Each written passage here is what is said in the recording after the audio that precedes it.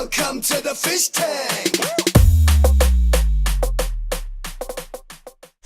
Hey everybody, Fishman here. Welcome to part 2 in the 1,000 subscriber giveaway contest. Before I get into the build here, what I want to do is I really truly want to thank you all for all the support. I mean, all the comments on the last video are truly appreciated. And on top of that, just, for you all taking the time out of your day and your lives, everyone's busy. And taking the time to subscribe and watch my videos, it means a great deal to me. So thank you, thank you, thank you. If you remember in the last video, I had built a hang-back filter that was air-driven that I wanted to be strong enough to survive the general mayhem that can happen in the mail services. So as I was building, I was thinking, well, this is really kind of a little thicker than it needs to be. So I figured, well, for the second one, well, I'm going to build something out of the thinnest material I can. And the nice thing about using a thin material is you can, instead of cutting it and gluing it, is you can bend it with a heat gun, as I am doing here. So this is 1/16 inch acrylic. So I can't really get anything thinner than that really and have it support its own weight or hold water. So this is as thin as I can actually make it out of this style of material anyway. So what I've done here is I had some offcuts, and what I wanted to do is I just marking it where the so it can hold one sponge, which is more than enough for like a small aquarium, and hopefully that will like I said, be strong enough to actually hold the weight of that much water with the sponge and everything else in it as well. And all I'm doing here is bending it over and creating a U shape, which the sponge will fit inside. And then what I'm going to do after that is cut and you have to do some cutting and glue on the end pieces. And now in the other build, you also recall I had to once it was up, I had this shape, I had to put on a lip for it so it could hang over the tank. Nice thing with this way of doing it is instead of doing that, all you need to do is bend another U. It's going to be a tight bend, but it will be bent over a piece of wood like this, and then you just it forms the little hook that'll hook onto the side or latch onto the side of the aquarium. So here we go, we're going to bend it, but the unfortunate thing is the other two bends went so that the paper was on the inside. Now I don't want to take the paper off because it was getting all scratched, so I left the paper on, but the paper is not going to bend, so you'll see shortly here it's just going to crack. And that's fine. It doesn't really affect anything. It does make a bit of a snapping sound, which can startle you if you're worried about having cracked the plastic. As long as it's heated up enough, it shouldn't be a problem at all.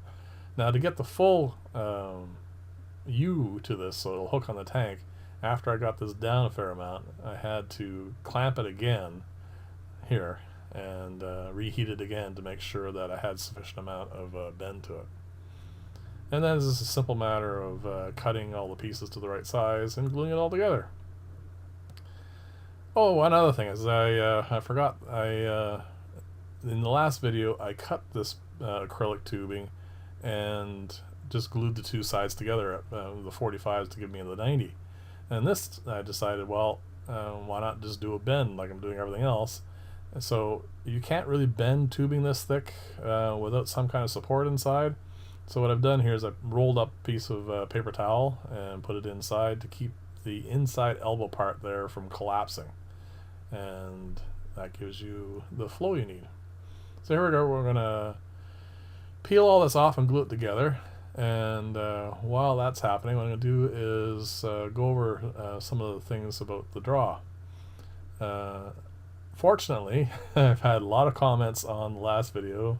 Again, thank you very much for all that, because my plan here is to take the comments from that video and the comments from this video, put them all in a fishbowl, and it would have been really sad if there was like 3 or 4 comments, and I'm trying to get that as a kind of a, how they do the tumble to make sure they're mixed up properly. It would be kind of pathetic. But I think we're going to have plenty to put into a fishbowl, and for it to actually be a good chance at getting some randomness there.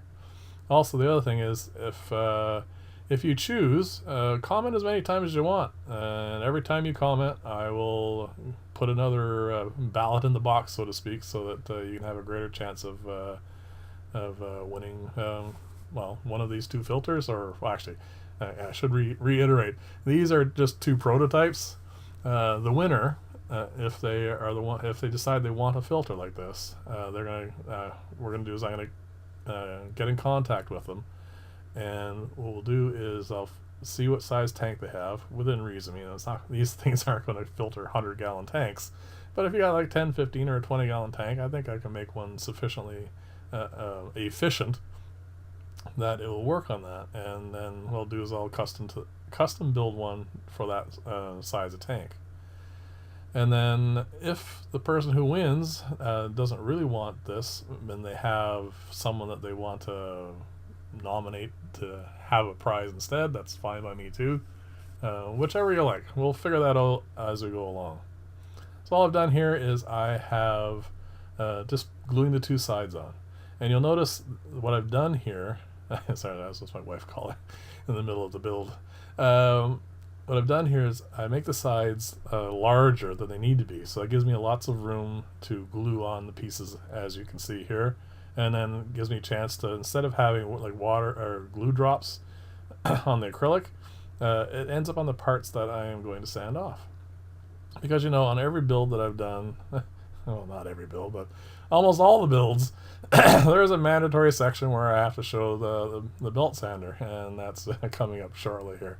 Because all you do is just sand off the excess, and then you end up with a nice clean edge to it. The problem, well, not the problem, but the concern here is, first off, you must sand towards the glue joint, not away from it, so that you don't end up having a chance of weakening the glue.